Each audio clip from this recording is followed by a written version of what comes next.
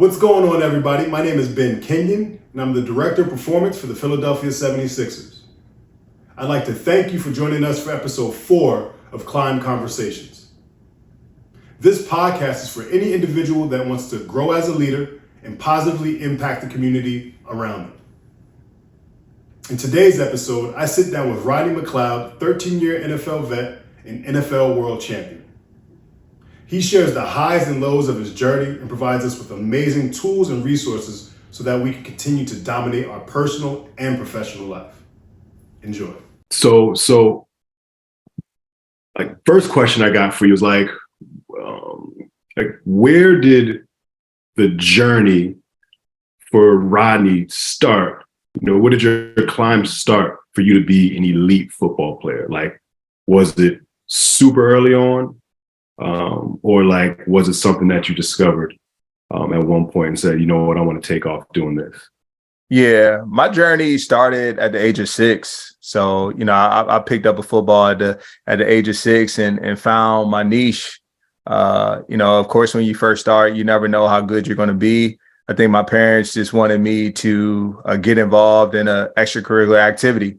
But I think they also knew that something about the football attracted me, and I was just driven towards the football. I would hold it around the house often, I'm told. And so for me, that's where my journey first began. And I didn't know, how good I would be, until you have that one moment, right, where you feel as though, wow, I've arrived. And that happened early on. For me, age of 6, never forget it was a 97-yard touchdown down the left sideline versus Lanham. I was playing for the Bowie Bulldogs.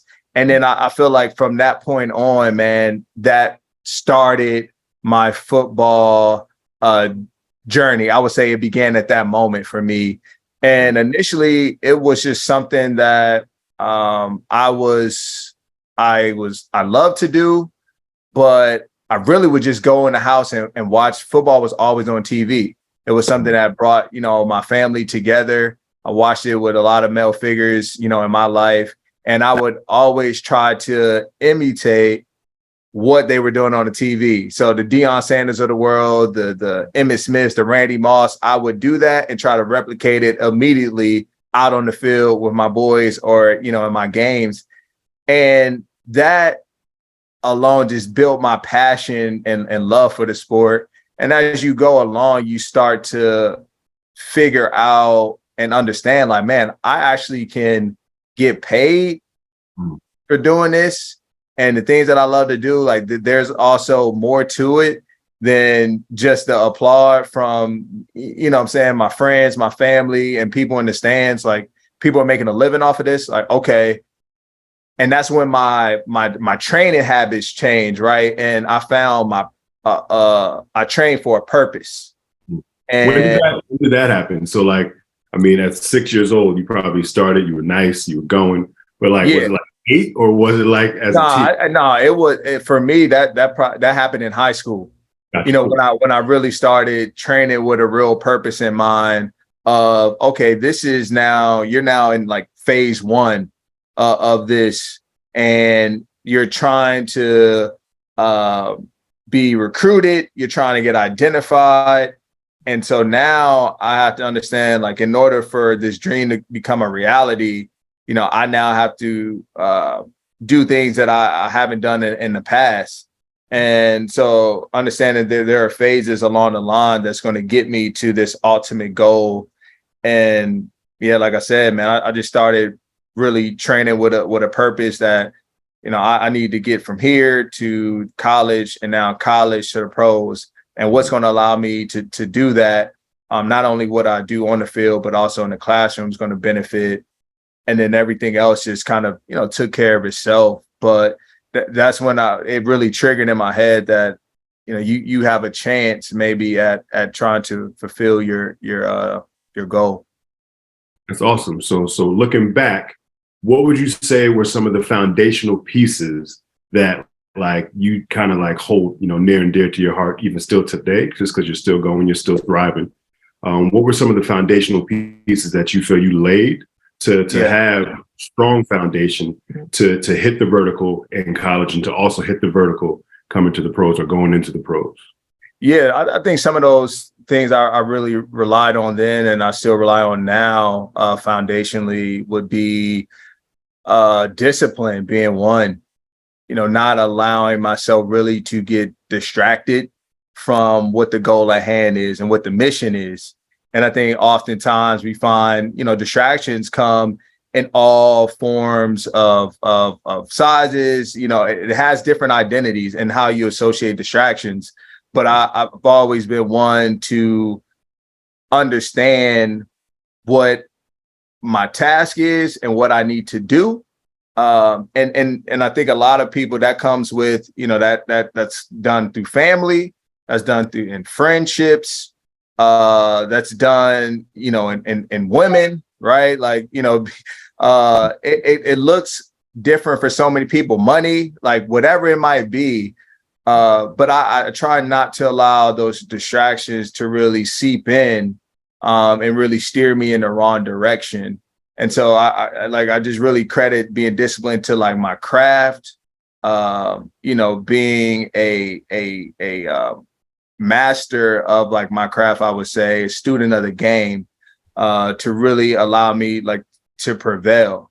And then I'll also say integrity is one. Just always remaining like true to myself.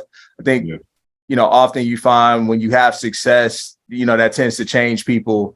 And especially when you get to this platform I'm on now, being in the National Football League, being introduced to money, you tend to lose yourself at times amongst different environments. And so, yeah, that's one thing that I've always tried to make sure is that I always just remain true to who I've always been. And I think part of that is also the humility aspect, that it's always reminding me of where I started, right? And how I got here, and never forgetting that in a blink of an eye, snap of a finger, it can be all removed from you. Yeah. You know what I'm saying? And that's all predicated on everything I just said, from being disciplined enough to know when to walk away, to make, the right when, other guys went left. Really integrity, just speaking and standing for something, knowing like my purpose and what I'm here for is bigger than whatever it is that's going around me.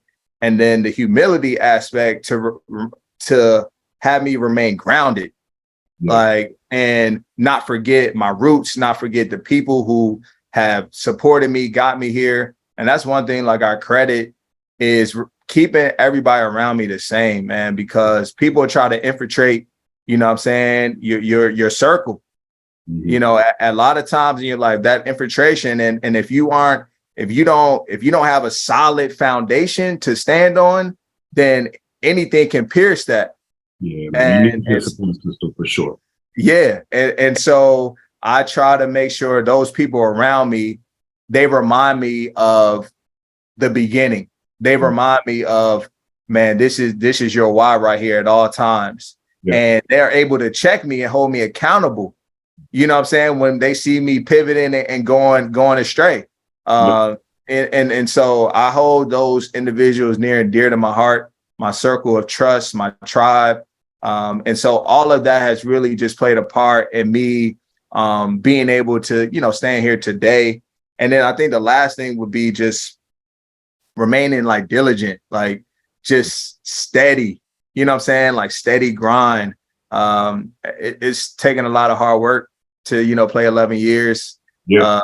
And I've had experienced a lot of struggle, hardships, but I think the dedication and the devotion and just remaining steady on the task at hand has really just allowed me to thrive and have a lot of success. So I want to hear one of the stories. So like, I know you got a story when it probably got really noisy and you really had to lock in. Like, what's a story you can share, so that people really can like connect with it and know like, oh, these are things that can actually happen to not only athletes, but just to anybody out there that's actually hungry for growth and achievement. What are some things that you think you can share now that actually help people navigate that noise?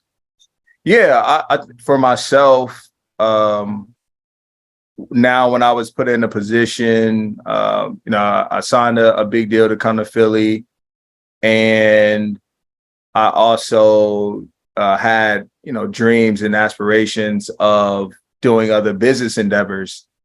And, I think, now you have the spotlight on you and the attention is solely on you now, right? You're not now this undrafted guy coming into the league that nobody knew. Like, your name is now on the ticker of the bottom of ESPN. Your contract is on Google for everybody to see. And that was a realization point for me, by understanding that now people are going to come, with all of these, with their hands out, with all of these amazing, deals and other,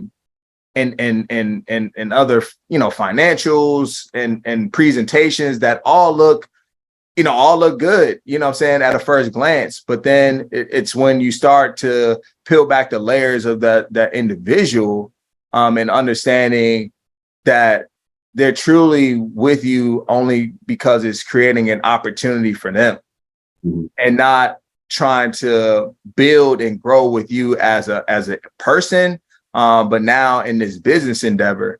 And so I unfortunately have encountered those sorts of people that I've had allowed into my circle. And I think there were people who were close to me giving me warning signs, right? But I was ignoring all the signs that were given because I was so focused on the dream that was presented to me, the presentation, the ability to be able to identify as, a business owner in this realm, and what this is going to do and mean for me. But I couldn't see past, the false identification that was presented, just because of my own hunger and really desire. And I think as an athlete, man, and as men in general, like, you don't want to be wrong, right? Like, that is the worst thing. You don't want to be wrong in any situation. And it was a lot of pridefulness that was within me that wasn't allowing me to see the true version of that individual and what their true agenda was. But I will say that pointed to earlier is why you have a tribe, and you have to trust those individuals. And I didn't do that in a timely manner. Eventually I got there, but I was about to ask you this. Yeah, it took a little pushing and tugging, and finally, I was able to see, but I definitely was blinded by, like I said, what was the initial presentation at hand. Yeah. So I look at that as a moment of growth. We all have it. We all have to go through it if we want to continue to succeed. We want to continue to climb, grow, and achieve all that good stuff. Yeah. And so during that moment, whenever you hit that brick wall, what were the steps that you took to now get yourself back up and back out there, to pursue the purpose, to pursue the passion, all the things that you really wanted to pursue and continue to build, business and everything that you needed to do, not only in football, but outside of football? I think in that moment, for me, I really just relied on just faith, and God, really. I look at all of my challenges throughout my life, and in those moments, I relied on prayer, constant prayer, and just, like, reading the Bible, and then also just faith, just believing not only that God is going to get me through this tough circumstance, but that believe in yourself, more importantly. You feel me? And like that, I feel, is what happens in a lot of these adverse moments in your life, is that you're up against this like mountain, and that you feel as though, like, man, it's too high to climb, and the fear is built up, and you start to just have doubts. And for me, those doubts happen early on, from being an undrafted rookie to me tearing my ACL, twice, both in 2018, 2020, to, even as recent as last year, having to wait a long period of time to be signed. Like there's so much, that goes into it, and fear is a real thing. But I feel strongly about just leaning into like God, man. Like, and I look back at all of those moments, and he's never left me behind. Like he's always had his hand involved, whether I could see it in that moment or not. He's always found a way at the end of the day to get me through and to show me, man, just continue to like stay trustworthy in me, stay grounded, and continue to just believe in yourself, more importantly, because a lot of those moments tear people down and to a point that they can't recover. And I've just been fortunate enough to be a living testimony that, man, like, no challenge is too big to overcome. No mountain is too high, to climb. And it's just taking it one day at a time, taking it one step at a time, and just putting your best foot forward, man. And honestly, the rest will speak for itself. But more importantly, believe in who you are, because same person that, you've been, that allowed you to, like get to that point in time, even in that moment, you're prepared and you're ready to overcome it. Yeah, you got everything you need. Yeah. Definitely when you have a belief system. I think that's the number one thing for me. It's just always going back to your belief system, regardless of what it is, God, Buddha, whoever it is. Like, know that there's somebody out there that's definitely helping you, but you got to do the work. You got to put that one foot in front of the other, and you got to stay consistent with it, which is cool. Correct. So, Correct. Okay, so we talked about the brick wall. We talked about getting back up. We talked about fear. So were those extremely difficult times? Like was that when that moment happened? Like, was that like a holy crap? Like, I never thought this could happen. And were you paralyzed for a quick moment, or did you just hop back up and go? We're talking about like injuries, like going through those all of it. Oh yeah, I believe so. Particularly the injury that took place in 2020. That was frightening. That was a moment that I felt as though my career was over. And in that moment, man, I cried. You know what I'm saying? And the first person I called was my wife. And she heard the pain that I felt, but also the disappointment that I felt in myself. One that I felt as though I let my team down. Now being injured again, I think we had like maybe 3-4 games left in the season. The season wasn't necessarily going the way we wanted, but there still was a chance we could make the playoffs. And now I go down in the heat of the moment, and I feel as though, man, I let them down. Right. Yeah. But then I now look forward. I have forward thinking, and I'm thinking to myself, how am I possibly going to rebound again from another ACL? Like, it's impossible. The first time, okay, like, you got through, but I know what it takes, the road, that journey, what that looks like, of like 10 months of really dedicating everything that you have to like recovering. It's really like starting your knee from scratch again. Yeah. And so I just looked, I was thinking, like, am I built for this again? Yeah.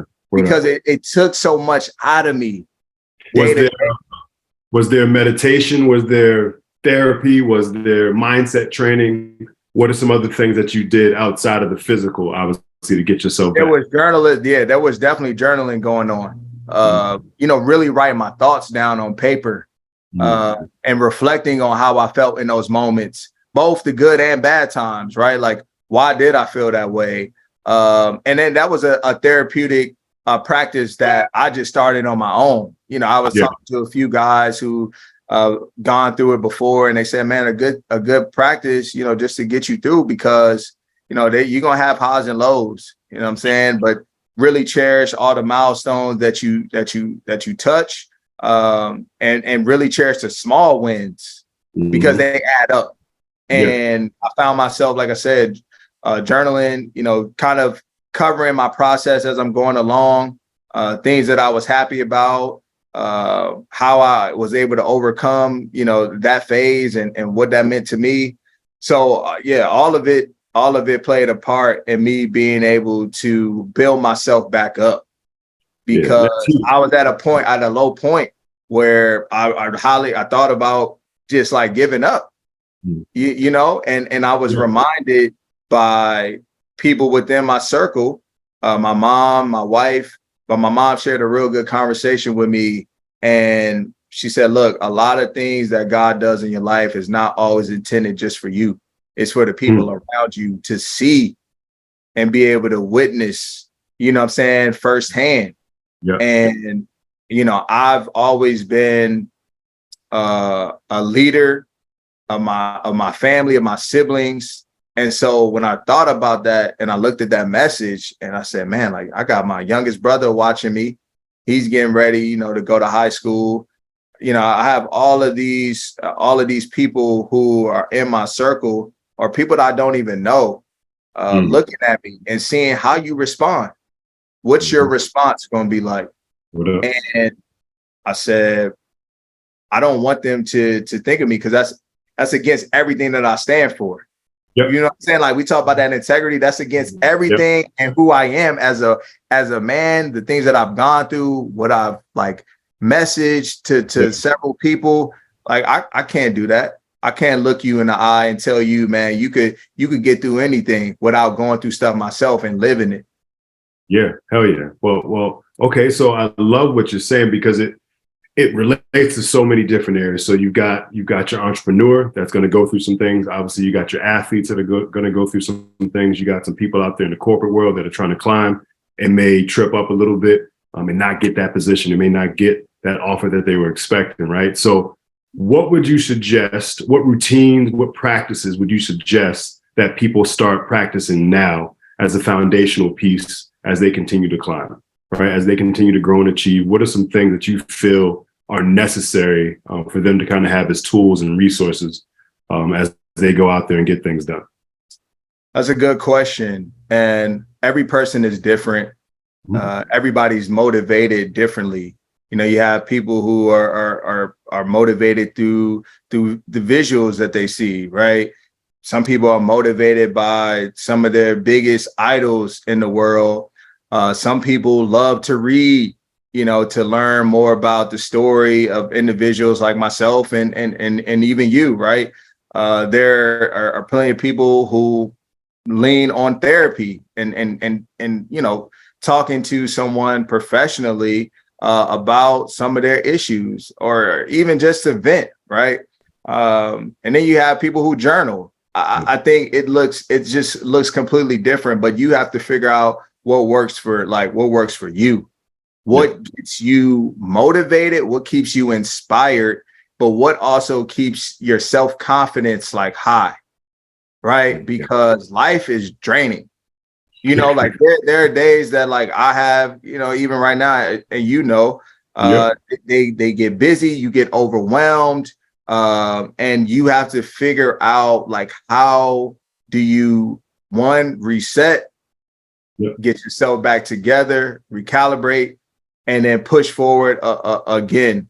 And there are moments there. It's perfectly fine with taking days of self-care, man, and really dedicating to yourself, however you deem that. And some people love to just like maybe a workout is also an outlet as well. But I think you just have to find what works for you. I'm a guy who really thrives off of quotes. I love, different visuals that I can pick up, but it's all about like how I'm feeling. And, I might not even know a quote that's relatable to this, but it's like, man, what really speaks to adversity right now? What speaks to faith right now? What speaks to just struggle? Like it's so much that's out there, and I've been able to over time package a lot of it and really revert to a lot of it when those moments arise. You got your prayer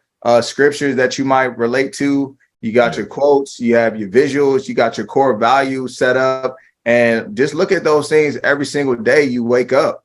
And the things that you repeatedly think of yourself and you repeatedly say to yourself, often you do and you become. Come on.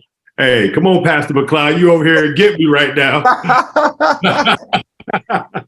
I love it, man. So to kind of like sum it up is like, try some things, right? Go out there, try some things, some healthy things, some healthy habits, right? Try some healthy habits. See the things, figure out the things that bring you joy, that fill you up, that make you feel great.